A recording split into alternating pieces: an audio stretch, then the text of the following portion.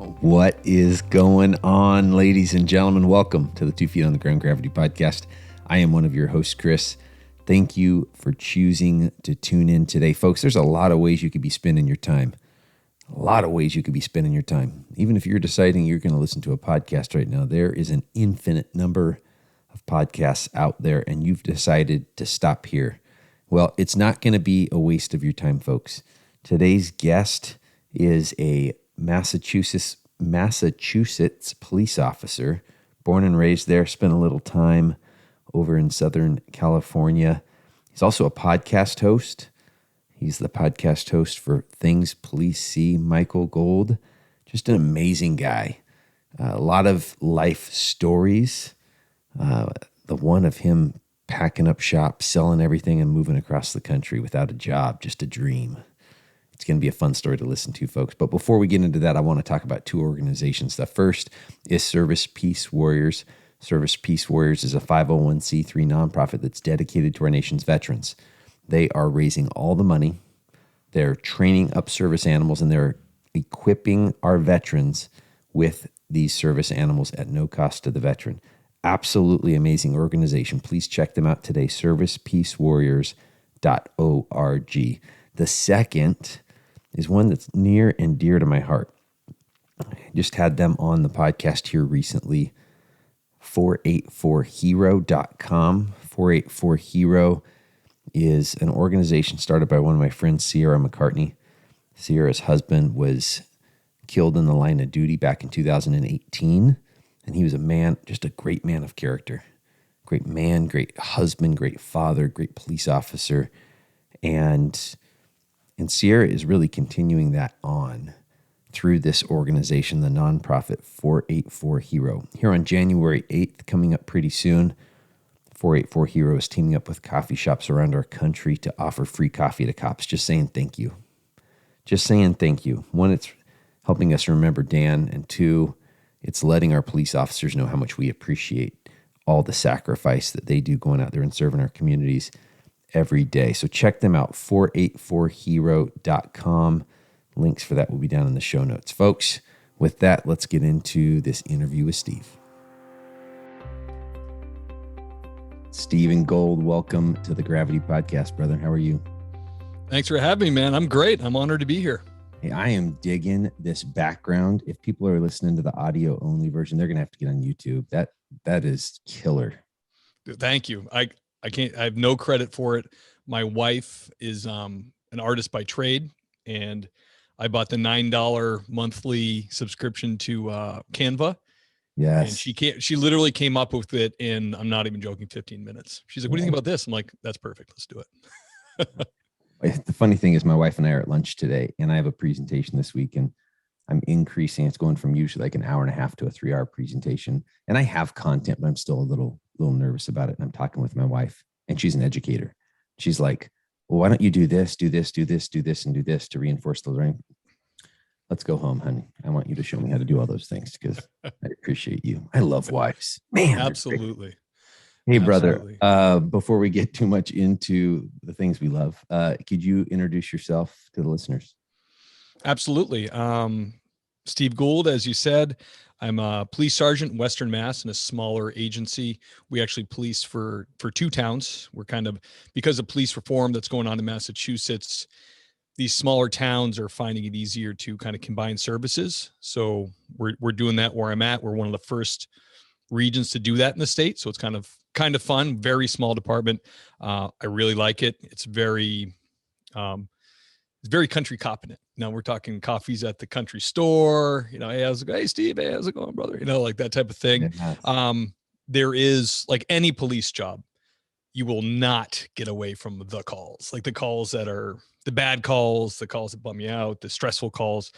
But when you work in a rural community, you have more space. Like, so you have a longer recovery time. You're not going from one to the other, and you're not feeling that burnout. You kind of have that. There's a nice natural, just time to recoup, Mm-hmm. And the other part about it too, being a country cop, is like when you get that bad one, you could be in the middle of the woods for a long time, brother. You could be, hey, we got a car coming. It's going to be 20 minutes, 25 minutes, whatever it is. And it's like, woo, hold on to your pants. This is not great. You know, I got city cop buddies that are like, hey, we just pig pile. We show up like 10 guys at a call. And if there's a problem, we take care of it. When you got to be a little bit different out in the sticks. So it's different, slower pace, but I love it. What else can I tell you? I have a podcast, Things Police See, is a podcast I've been doing for the last 3 or 4 years. I had you come on, fantastic guest, had great reviews for years. So thank you for that, sir. So basically when I was in my mid 30s, my wife and I kind of had like an early, let's say midlife crisis, but it wasn't a crisis. It was good. So we basically, for a couple years, we were like, we should just go experience another part of the country. I had been a cop for, I'd been in law enforcement for like 14 years. And we were just looking down the line. We had a couple of young kids and we're like, all right, well, we're this far in, it's going to be another, 16 years till retirement. Then we'll still be here. And we're a couple Cape Cod kids. That's, the peninsula of Cape Cod that sticks out, Massachusetts that sticks out. And, we just had this like wanderlust to like just go experience something else. And we actually talked about it. It was one of those things at nighttime we would talk about it, on a night off. We'd be like, wouldn't that be crazy? We could actually pull this off. I think we could do it. Nah, that's nuts. We're not going to do that. And then finally we both were like, yeah, let's try it. Let's rent the house. So we still have the house. Let's get a camper and let's just head west. Let's drive across the country, bring our kids, live small, purge all of our stuff, and see what happens. And my theory was, I'm a relatively resourceful guy. I have some time in law enforcement. I have a resume. Why couldn't we just pick up and go somewhere and then land somewhere and get a job and live there? Why couldn't it work? Because in life, like the big thing for me was health insurance. You're not going to have health insurance. That's like, every time the talk would come up, it would always come down to like benefits. Yeah. And it started to feel like a chain around my neck. Mm-hmm. And I was like, man, I really have this belief that like, if I don't have these benefits, it's going to fall apart. Like something bad's going to happen and you're going to go broke trying to pay for it and destroy your life and your family. Well, when I got over that and looked into it with Cobra, you can leave your job and they're required to provide insurance for 6 months after your absence. You don't even have to pay. You only have to pay if there's an event. So in other words, cut ties with your employment, go elsewhere to find other employment. If something happens, you have to pay the back premiums you would have paid, and then they will cover the event. Oh, wow. I didn't know that. So see, 3 months in, you have no insurance, but your kid breaks his arm, $70,000. Pay your back premiums. They'll cover it.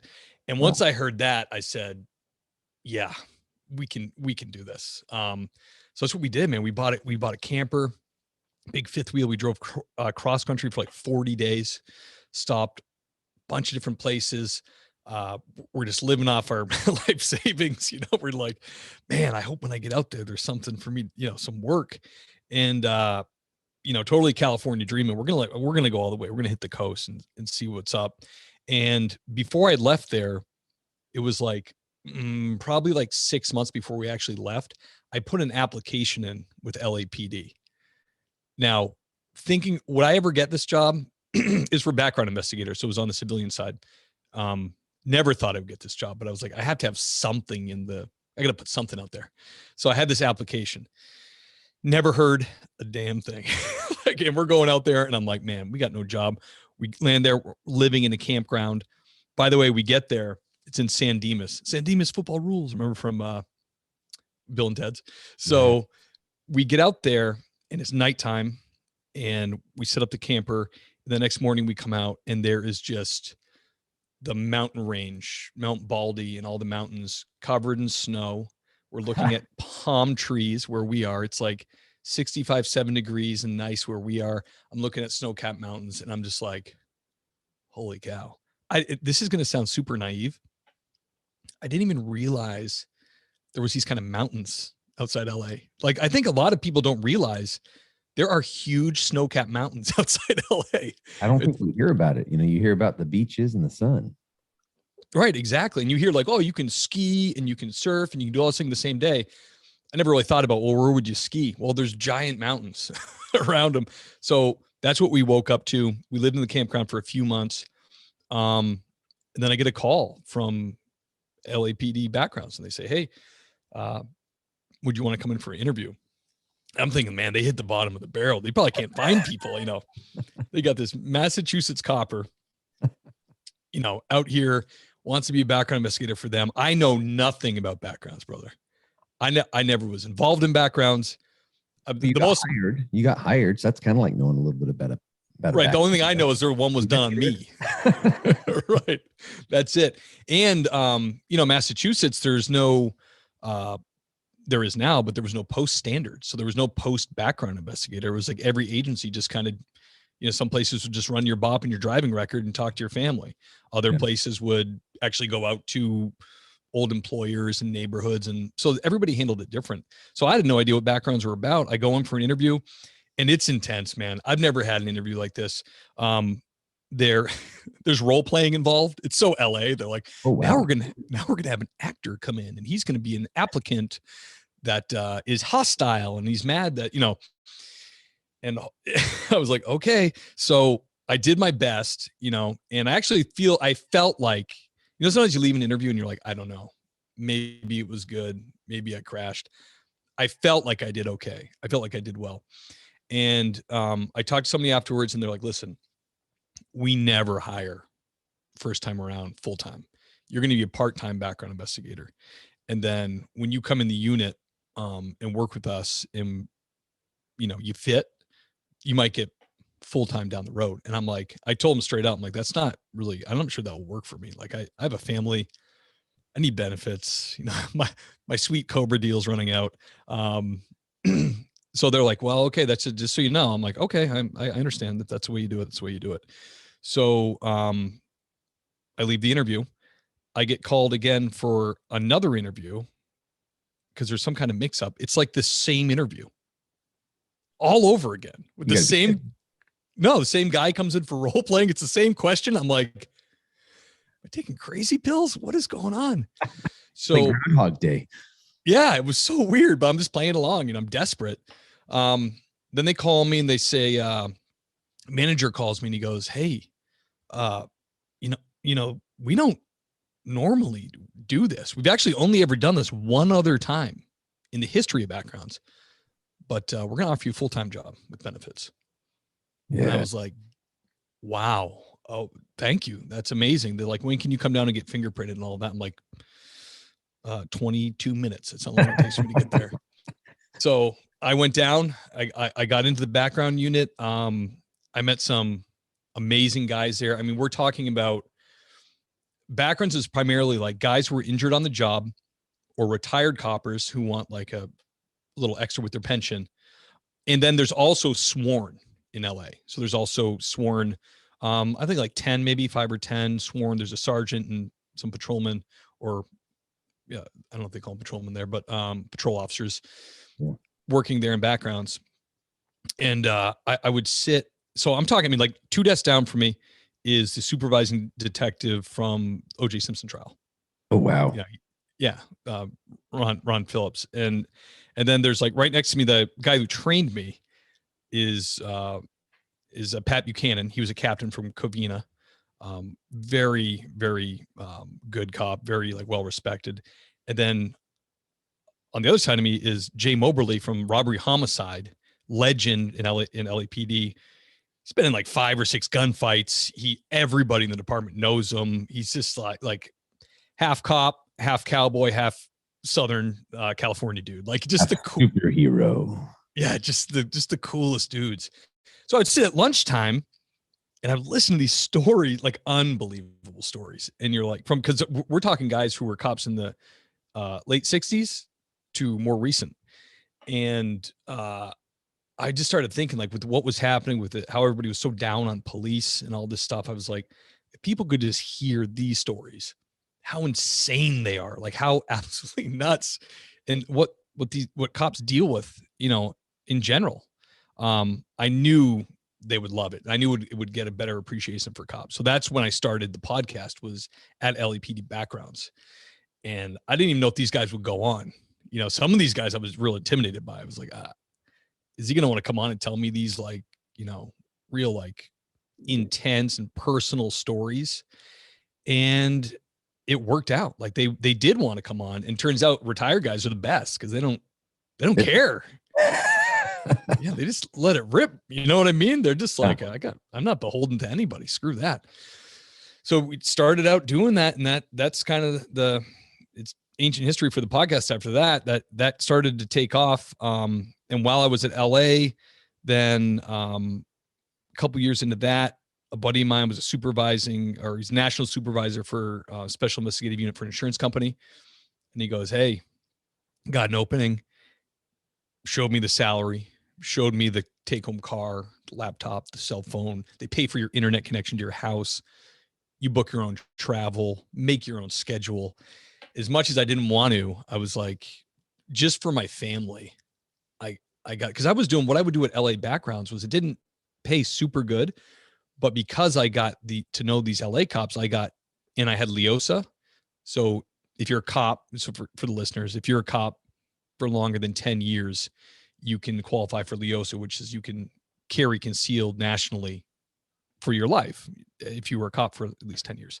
So I qualified for that. So because of that, I got a side gig at Harry Winston on Rodeo Drive.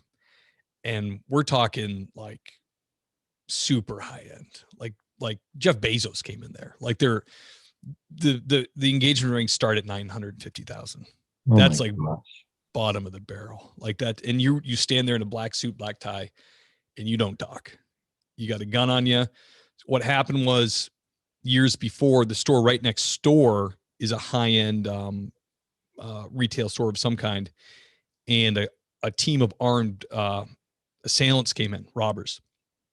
And it was known this store only had like one security guy and was not like cops or ex-cops. And they took everybody hostage in there. And I think someone ended up getting shot, and it was a real nightmare. So Harry Winston, having billions of dollars, was like, easy fix. We'll have like 5 cops on the floor all the time, plain clothes with their guns. Turned out to be a great side gig for me. But as you know, in police work, side gigs, having to do a side gig to exist sucks, because now you're beholden to these 2 jobs. Totally. So when a guy comes along and says, "Hey, I can put that whole thing you're making into 40 hours. Yeah, I got to do it. That's going to be the right thing for my family. Yes. Yeah, we're doing it. So, and fraud investigations for insurance was a whole nother fascinating thing. I mean, insurance is great for investigations, because when you get insurance, you sign that you're going to cooperate with an investigation. So this is not a police investigation. You know, we need warrants. We need administrative subpoenas to get cell records. We need all kinds of stuff to get past your rights as an American citizen. When you're an insurance investigator, you just sit down with them and go, "Yeah, I'm going to need your bank records and cell phone records and your text messages." And they go, "No, you need a warrant." "Actually, no, you need to provide them, or we'll just deny the claim right now. It's a $40,000 claim. You want to deny it, or do you want to give me the records?" How easy is that? I mean, then either they give you the records or they don't. And the investigations were just, I mean, I got people saying their cars were all smashed up like the week before, and then just go on Google Earth, look at their address. There's a car sitting there stamped by Google Earth 2018. Like, this car's been totaled for 3 years, man. And you just show it to them, and they're like, "Oh." Yeah. But the thing that sucks about that job is you get people super pissed off, and you have no authority. Like, you're not supposed to be armed or anything. You're just there like the insurance jerk, So did all that. It was a good time. And then my police credentials for Massachusetts were going to expire. At the time, they were giving us 5 years. You could take a 5-year break, come back, and you make up all your in-service and training, CPR, firearms, all that stuff, and they'd reinstate you. Okay. So, and like we were saying before we came on, we're in California, and Southern California it was fun, and it was a great experience. Most importantly, came to Christ there. That's the biggest thing about this trip. And I believe orchestrated because of that. Wow. Yes. You know what I'm saying? Like my pastor in Southern California was like, who comes to Southern California To accept Christ. Yeah, because this is clearly God ordained. Yeah, and that completely changed our whole lives, both of us equally. Now, were you already going to church, or no? We were both raised Catholic, okay, in New England, and like many Catholics do, it was it was scary. Like that religion is the grace through faith thing is like, well, yeah, but also like these works. Like if you, that's true, but also like, you got to do stuff or else, most Catholics I know feel like, they're not sure if they're going to go to heaven. They just don't know until they die. okay.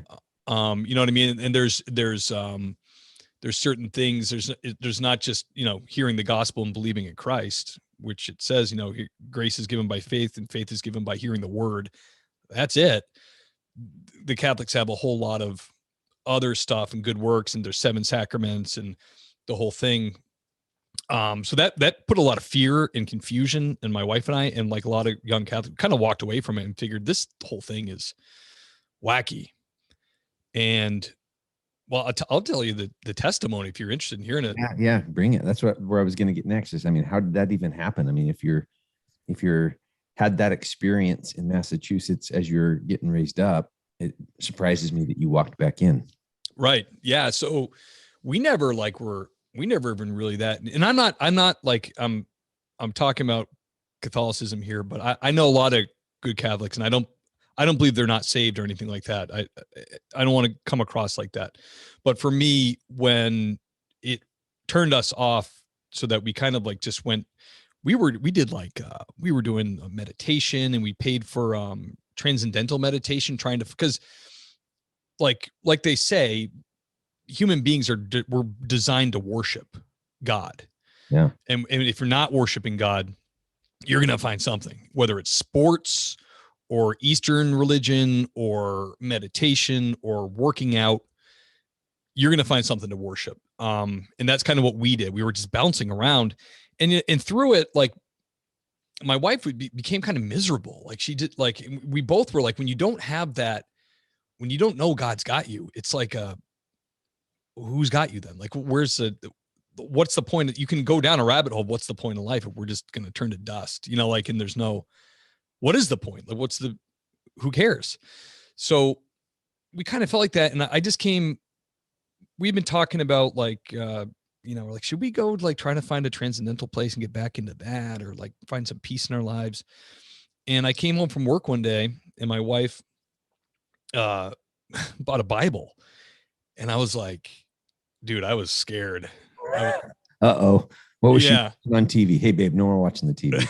Right. I'm like, you've been listening to some tapes. What's going on? So she's got this Bible, but she's like, hey, I'm like, no, we're not reading the Bible, not going to church. I thought we were over that. And she's like, listen, we never really she's like, we've just been searching and I just felt compelled to buy this Bible and actually read it. Like, this was never something that was really encouraged. I want to read the Bible, like read the New Testament and figure out this Jesus guy. Like, what did that even mean? Died for our sins. Why did that have to happen? We were confirmed Catholics and we didn't have a solid understanding of that, which is not good. That's not a good educational program we went through. So I'm like, listen, you do your thing. I don't want any part of it. And please don't try to get me to go to church and start like being like Bible lady on me. And she's like, yeah, I know. I'm just looking into it. I'm like, okay. So a week or two goes by and I come home and we had this nice little backyard, this little postage stamp property in Ontario. It's about 45 minutes out of LA, all fenced in backyard. The lawn was beautiful with some like date palms and just a beautiful scene. The sun's out, there's some shadows. She'd been sitting out there with the kids are playing. She's reading the Bible. And, and she said, I came home and said, hey, what's going on? She said, I want to let you know that, I believe Jesus Christ, the Son of God, died for our sins. And I was like, here we go. It's like, I knew you were going to do this. She's gonna get And matching jogging suits for us now. We're gonna have to drink Kool-Aid. exactly, Here it comes. exactly. Yeah, exactly. I had all the wrong ideas. So, I go, all right, what does this mean for like me? Like, am I now like the devil? Or she's like, listen, this is just something, this just happened in the backyard. And she said, I feel way different. Mm. And I was like, really? She said, I do. And she was glowing. She was like super happy. I'm like, all right, well, I'm not still, I go, honestly, I'm just not that interested. And that's okay. You don't have to be interested. She's way ahead of me. She had been reading it a lot. And especially even the parts about like when your significant other isn't Christian, be encouraging, don't reject them, don't turn them off, that type of thing. You know what I mean? Ah. So she's a smart lady anyways. So she knew not to push me. She's not going to like turn me against Christ that way. So she said, listen, it's just something that's just happened. I'm still figuring it out, but like, the stuff is true. I'm like, all right. So she would say little things. I'd come home and she'd be like, hey, did you know, that Paul was, he was like a Pharisee and he was like persecuting Christians. He was like around when like Stephen was stoned to death. And then for some reason he swapped over and became like the Apostle Paul. She's like, did you know that happened? Isn't that crazy? And I was like, yeah, it sounds kind of familiar. She's like, yeah, like he, on the road to Damascus, Christ appeared to him. And like, this is historical that he changed from a Pharisee to like one of the most prolific preachers of Christ. I'm like, you got me. That is interesting. I'm like, that's pretty interesting that happened.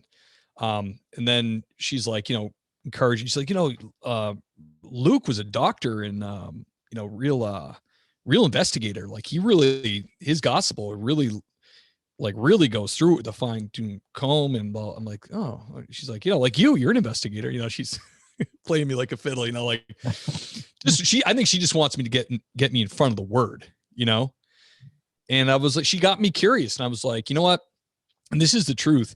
When I had been a cop before my break, I would call out to the Lord. If I was going to a call that was like rollover acts and injured children or like something terrible, suicide or something like that, and I knew I was going to be tested, like my stress levels were going to be high, I would say a prayer, something like, I hope if you're there, I'm sorry, help me out if you're real. Like kind of like what a way to ask for help. If you're a real God, help me. Why would he help me? But so it was in me. Like I did have this like longing for that connection. So all I did was I just started praying. Like even if I wasn't sure, I would pray on the way into work on the train or in my car. And I would just say like they say in the Bible, you can pray for faith. I'd be like, strengthen my faith. I mean, and I have to say, my wife became a different woman. Like this isn't true for everybody, but for her, anxiety, feelings of being depressed, all that was like gone. And she was handling me and my rejection of her new faith like a very loving wife. Like she just did not affect her. I'm taking jabs at it and she's just like not getting upset. I'm like, that had an effect on me. I was like, what is going on? And I was happy to see her like that. Oh, totally. I was happy to see her so happy. And she was like all of a sudden happy to be, she's homeschooling our kids, just starting that. And she's happily like preparing meals and like she's like just fully like, it didn't matter what she was doing. She had that peace. Wow. And that moved me the most. I was like, so being who I was, and cops, investigators, I just looked into, and I also looked into the historical aspect, like the resurrection hinges on the resurrection. This Jesus came back to life, and what do other people say about it? And there was like a Redondo Beach or Huntington Beach homicide detective who looked into the resurrection of Christ because he was not a believer. And at the end of his investigation, he was a Christian. Yeah. And then there was a lot of guys like that. So I just started praying on the way to work and praying for faith. And I started reading a lot about the historical facts of the resurrection. And it's just one day, by the grace of God, I was drawn to him by him. Obviously, we don't have the strength to even believe without him. And just one day. And when I believed finally the truth, I immediately, like, the sun seems sunnier. The colors seem more vibrant. You just feel like, oh, it's not all on me. Somebody's got me. There is a creator. There is a Father in heaven that loves me, that's looking out for me, that has my back. I don't have to stress about every little thing. It just completely changed how I look at everything, like to this day. What year was this? That had to be like 2019. 2000. Brother, what inspired my wife and I starting this podcast was the last few years, right? And the insanity of everything happening in our world, the divisiveness, the polarization, the anxiety, depression. And I'm just, as you're talking there, I'm sitting there thinking, this was all, I mean, right on the lead up to political unrest, people protesting, COVID, all that stuff. And I'm thinking, how would have all of that impacted you differently had you not been a believer? Yeah, and it did, because we landed in LA in 2016 when everybody started losing their damn minds about Donald Trump in LA. I mean, they were lighting fires. They never stopped getting upset about this whole thing.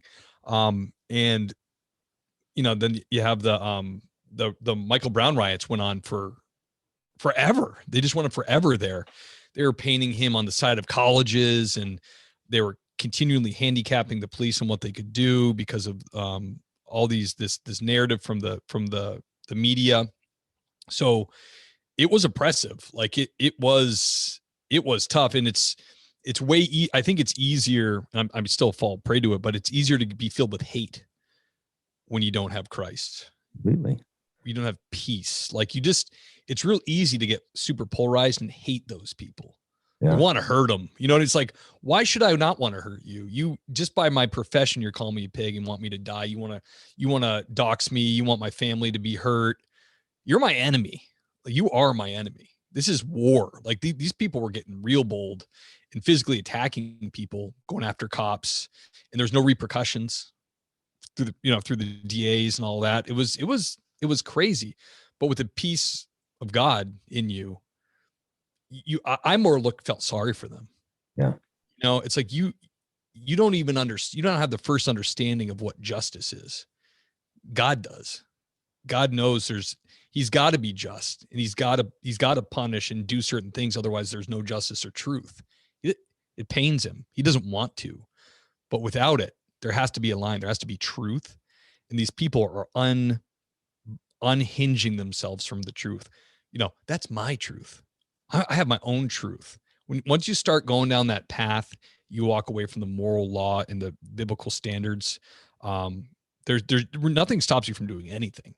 You talk yourself into anything. There's gender clinics now down the road from me in Boston, operating on children, mutilating them.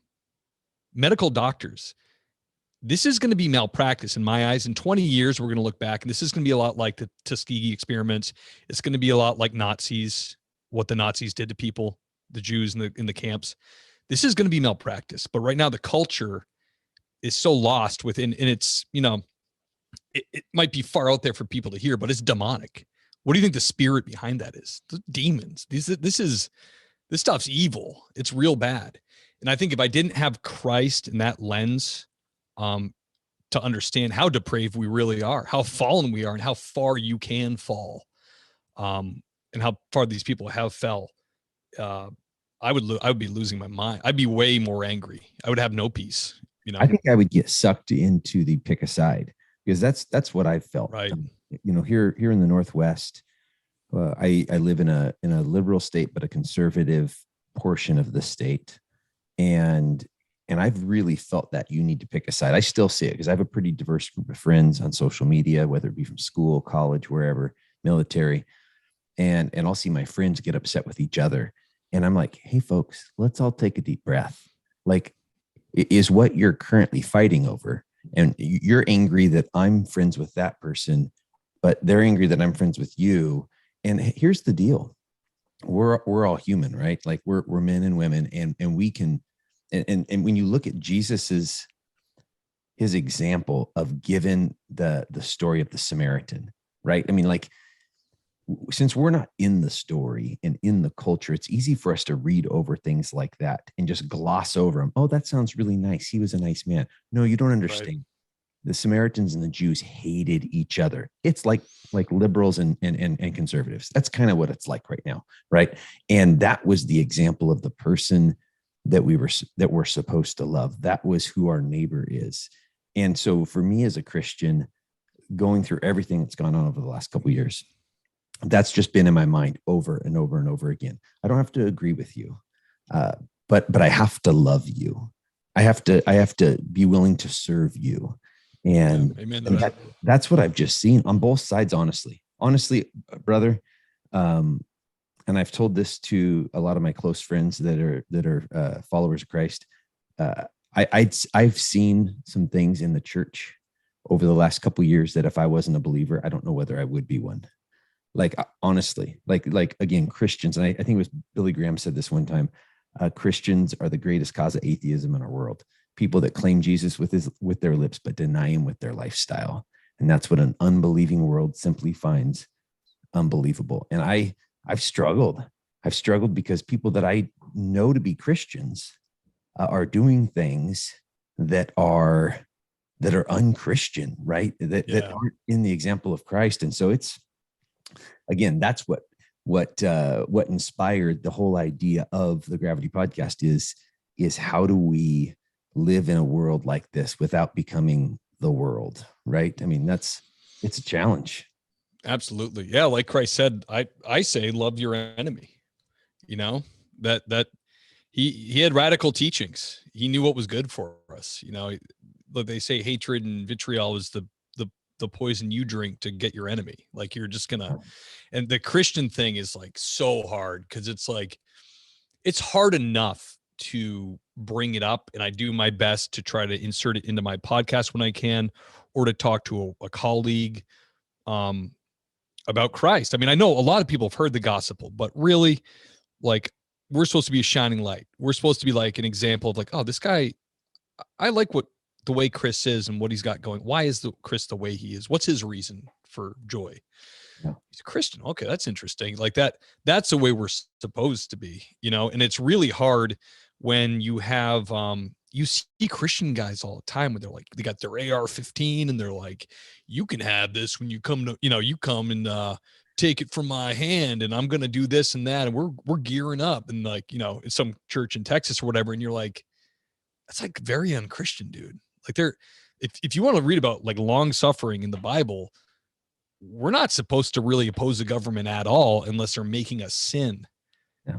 So if they come grab your guns, poking a bunch of holes in a federal agent, that ain't biblical.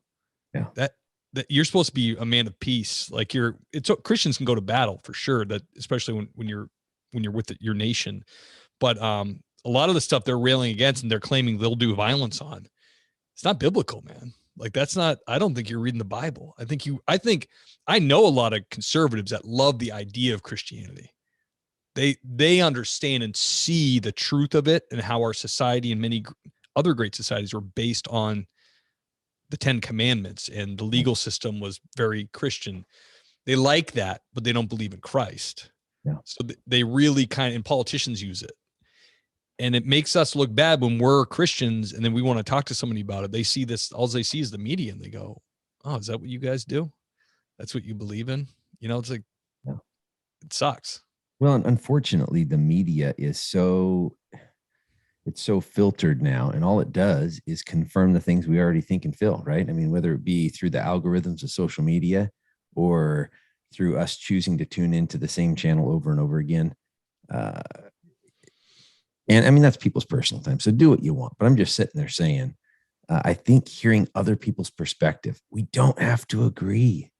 I can listen to someone who has a different perspective and I can go, wow, now I understand how they arrived at that.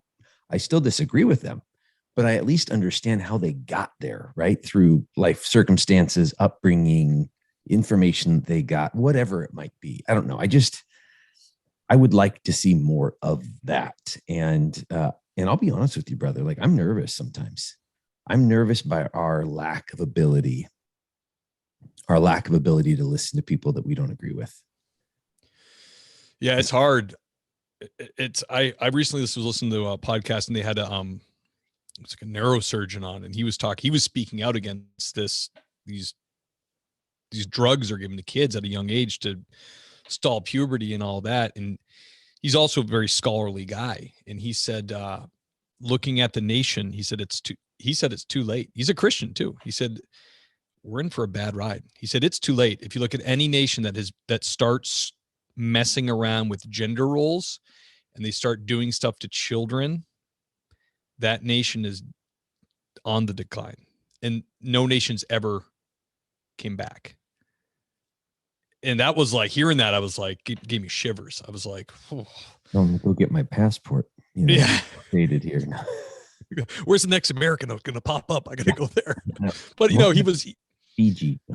Yeah, exactly. He was a Christian guy though. He said, we'll pray for it, and we'll keep saying the truth, and we'll keep being Christians and being the light. But historically speaking, he said, we're not in good shape.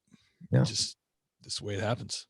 Hey, what do you do? One of the things that I spend a lot of my personal time on, and I don't always bring it out here on the podcast, but officer wellness. And I mean, you can say officer wellness, employee wellness. Human beings. How do we take care of ourselves? I mean, we'd have to go into a really long tangent on the effects of social media and our cell phones and everything, but without necessarily getting that far into the causation of it. What do you and your wife do, and how do you lead your kids in making sure that you're taking care of yourself? I always try to, number one, I try not to work like every day. I try to like have a block of time off where I'm with the family. Yeah. I'm the dad. You're supposed to be there. Dads are supposed to go to work, but also you got to be there with your kids, and you got to be in that force in their life. So I try to be regimented that way, to have I try to schedule at least 2 full days off, because it's really easy to take extra work and make the bank. That's one thing I do, and that's good for my mental health. 2 back-to-back days off. One of them I'm at church. The next one I'm just off doing whatever the family wants to do, just some real good bonding time. The other thing for me is working out. And I'm not a big workout guy, but I just, I've mentioned before in my podcast, Bill Broadway's a cop in North Carolina, and he's, super fit, jack dude. And I had him on, and he was a great guy, Christian guy. And I said to him, geez, what can I just feel bad all the time. I'm just, you know how it is being a cop. Like, you might have to jump out of the cruiser after sitting for 6 hours and then really move your body. Yeah. Like with a 25-year-old kid. And it's like, that's how we blow our shoulders out, and I'm just feeling like creaky and old, and my vest is getting tighter, and I just don't feel good. Hey, I gotta move. Vest is not getting tighter, brother. It's us getting. Keep going on. All right, keep going. I'm sorry. My vest is shrinking somehow. The black magic, I don't understand. So, a couple months ago, I hooked up with him, and I was like, can you give me something, even just 2 days a week, 3 days max, that I can just like wail on myself in like 20 or 30 minutes and just tighten it up, even just lose a couple pounds, couple inches, whatever. And he started me on kettlebells, kettlebell workouts, and they're high intensity. And I love them. It helps my stress. I mean, that it's like, you feel that kind of like runner's high afterwards. You feel good. And you just feel stronger and more capable. And it's just every mental aspect about it helps me with the job, big time. So I think those are my big things: family time, doing something for your body. And it doesn't have to be high intensity workout. You could just walk, just move your body. It's so easy to, like, especially when you're working, it's like, we're out of sandwich meat. Forget it. I'll grab something. And then I'm eating heat lamp pizza at 10 at night, and I'm grabbing a Monster energy drink, and I'm driving home with heartburn, and I'm like, you are a piece of crap. I've never heard anyone call it heat lamp pizza. I love that. Heat lamp pizza. I love it, dude. Flash of a convenience store with two pieces of dehydrated pepperoni in the center of it and going, that's what tonight's going to be. That's what I do sometimes. It's good though, man. I love that. It's just everything. It's like the crust tastes like the pizza, tastes like the pepperoni, just congeals into this awful, awful heart dart that you eat. Yeah. But you know, I I got to stop doing that stuff. So I stopped doing that stuff so much, and I've been feeling a lot better because there's nothing worse than like dragging yourself in, um, feeling bad physically, and then that has a big impact on like how you feel mentally. Like there's nothing worse than like being uncomfortable in uniform because you're gotten chubbier and you're at some terrible call and you're dealing with that too. And it's just like, it's the worst. You gotta have, if you can control it, why not take that back? You know? I just can't eat like that on duty. I can't eat big meals on duty because I get really uncomfortable, right? Like, I mean, I can eat a big meal other times, but while I'm working, I got to eat lots of small things. Dude, I'm so glad you said that. I've been like pulling my hair. I just pulled up to a guy the other night that at Town Borders, just kind of a free meetup. Yeah. And I felt good because I'll do fasting too. I'll do like intermittent fasting is a big part of what I do. Like I'll just skip breakfast, maybe 16, 18 hours with no food. I think it's good for your body, helps your body kind of work on itself. But then I eat at work and I feel bad for like 3 or 4 hours. I mean, that's 3 or 4 hours of my shift just out the window. Everything feels tight. Things are pinching where they didn't pinch. And so, I'm asking the guy I met up with, who's a good buddy of mine. I'm like, he's like, yeah. He goes, sometimes meanwhile, he has this like a soft shell on and his vest is in the seat next to him. He's like, yeah, that does happen. The problem is when you get real full and uncomfortable, if you take off that outer carrier, you don't ever want to put that back on. Hey, boss, can I go home early? Or if you're the boss, you got to find another boss to come in early or something. I don't know. Right. It's just like, that's my new rule is I don't take it off. Because I was doing that. I would sit down, take it off and eat. And then like you get a call and you're like, a call that you have to put on. And you're like, this is bad. So I just leave it on now. And you're absolutely right. I'm trying to work out a new thing right now where I take a lot of food in, but I eat before I go in, like hours before I suit up. And then I just have like a yogurt, a couple hard-boiled eggs, and like a granola bar or something I can eat over a few hours that doesn't do that max out, that bloat, that like when you feel like death. Yeah. No, I've gone to lunch with some of the guys that do that. And most of them are younger guys, but it's just like, I can't be doing that, man. I just can't be throwing big, huge, cheese steak stack of pancakes in my stomach. And, it's just, it's good. Some guys like to go to teriyaki chicken. I love teriyaki chicken. It better be like the lunch, serving of it though. Something nice and small and petite. Absolutely. I used to supervise a street crimes team, a PROAC team. And I would rib my OIC. So the officer that's in charge when I wasn't there, I'd always ask him if he'd split a meal with me. My wife and I, we split meals on a regular basis just because food is so big when you go out and eat. That's good. Oh my gosh, I was weirding him out. He's like, dude, Sarge, like, stop asking me to split meals with you. I kept that. Finally, I got him to split a sandwich. It was a big sandwich. And I go, hey, you want to split a sandwich with me? Finally, he was like, okay, Sarge, I'll split a sandwich with you for once. Like, give me a break, dude. Never. I don't think he ever split a meal with me again after that. He was like, enough. Hey, thanks, Police C. I love your podcast, brother. It's exciting listening to cops. Thanks, man. Listening to cops talk shop. And I mean, you have a great voice. What's your plan? Is it hard to keep it going? Do you have lots of folks that are reaching out to you? Yeah. I mean, the struggle as well as I do, the podcast struggle. It's like you're always feeding the beast. Yeah, you just gotta like that conveyor belt of episode. So, I've had some major sponsors. I've been in that arena a little bit lately because of the numbers that the show's getting. It's just kind of now on the line of like getting the kind of downloads that they want to pay for sponsorship. And it's hard to like negotiate with them, and they have like legal teams, and they, so it's still going on. I mean, if I could, honestly, man, if I could score a sponsor that could replace what I do for overtime, that would be like, at this point, that would be great. Pay my mortgage and I don't have to pay. I don't have to do road work or overtime. Just do my 40 hours. It would be more than that, but like, I'd keep it more baseline. Yeah. That would be amazing. I'm going to keep going. I'm using Calendly now. You ever use that? It's like no, other people have with me. It's great. Great way to schedule. I just started it. It's great. You just throws out the dates that you're available, and it keeps me as a host. When someone says you want to come on, I start looking at my calendar and I'm like, not that. But if you go through and like free up 3 months and you kind of approve each one in your mind the day, you're like, that's okay. That day's okay. It's easier just to have them pick it. Now you're committed. Like, okay, I'm going to do that day. Yeah. So I'm using things like that to try to keep the conveyor belt of episodes, happening. And honestly, it's cool to get paid for what you're doing and all that. But as I'm sure you know, when the real payment is like when you get that email from somebody that's like listened to your show and been like, dude, you really helped me.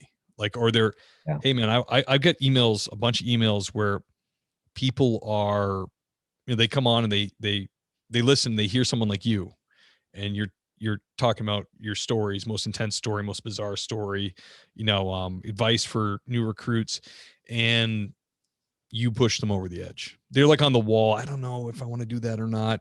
And they say, Steve, I'm a cop because I listened to your podcast. Yeah. That is the win. When I get that email, I'm like, oh, that is so cool that happens, and it's true. I mean, I listen to podcasts. I have some podcasts I listen to religiously, and you get to know the people, and you trust them and you respect them, and they can help inform your decision on major life issues. Completely. So it also makes me paranoid because I'm like, you know what I mean? Like you're going to say the wrong thing. Completely. Right. Yeah. So now I'm like, I got a bunch of these emails. I'm like, man, they're really listening to me. I better not say something real dumb, Screw this up. Dang, I thought I was just messing around here a little bit with a fancy microphone. Right. Steve, I quit my job and I'm going to do a podcast like you said. I'm like, no, I didn't. I did not say that because I didn't do that. No. Right. So Jaimie and I were going through the same thing. We had just hit the 1 year mark here a couple months ago, or we were coming up on it a couple months ago. And so we were talking about shutting it down. And, we'd had some feedback, but not a ton in reference to impacting their lives. Mm-hmm. And this came back to a God thing. Because again, we're talking and praying about this. And within about 2 to 3 weeks, I don't know, a dozen people came up to us and said, hey, thanks a lot for what you're doing. Hey, that meant something to me. Hey, I listen to your podcast when I need to calm my brain, and just enough feedback that we were like, you know what, that's enough. Like we definitely need to keep doing it. If it is impacting people's lives, then it's worth the effort, the energy that's going into it. Absolutely, man. You guys do a good job. I've told you before, I've listened to a few of them, and some people are good at podcasting, some people aren't good at it. You're good at it. I think you should keep doing it. It's fun to listen to, and the two of you together have a nice easy union. It's not hard. Like I listen to a lot of podcasts just to check them out. But what are other people doing? And there's like this formula of like, hey man, like we get off our shift and or whatever they're doing, and we have some beers. It's fun. We're funny. Let's put a microphone on the table and that will be our podcast. And it's like, oh, it's horrible. Like inside jokes you don't know about. They think they're hilarious. And you're like, guys, this is not good. Yeah. You guys, you're good. So I would really hope you would keep doing it, because we need as many people in this space, in the blue ocean, doing what we're doing. Yeah, I agree. Hey, brother, if my listeners are going, I can't get enough of this Steve guy, and they're going to re-listen to my episode right here, but then on the third time, they're not going to listen to it again, but they still want to hear your voice.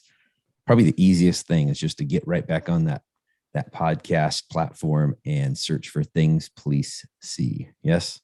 Absolutely. We're Apple Podcasts, Spotify, Google, iHeartRadio, wherever you can get a podcast, you can pretty much get the show.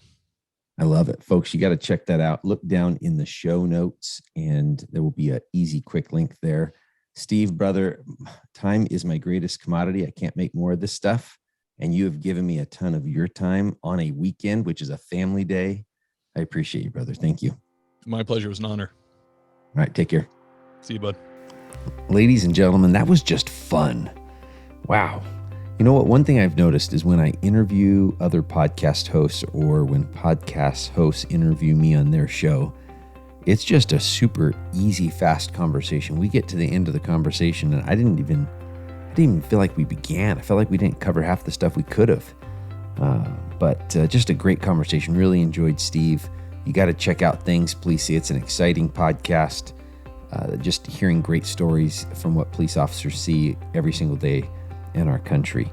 Folks, Jaimie and I want to hear from you. We want to make this thing better, but we need feedback from you. There's a few different ways that you can communicate back to us. First and foremost, please like us on whatever podcast platform that you're consuming this on, or I should say, I think it's not like us, follow us. That way, when we have another episode, it'll pop up on your stream and you'll know that it's just sitting there waiting for you.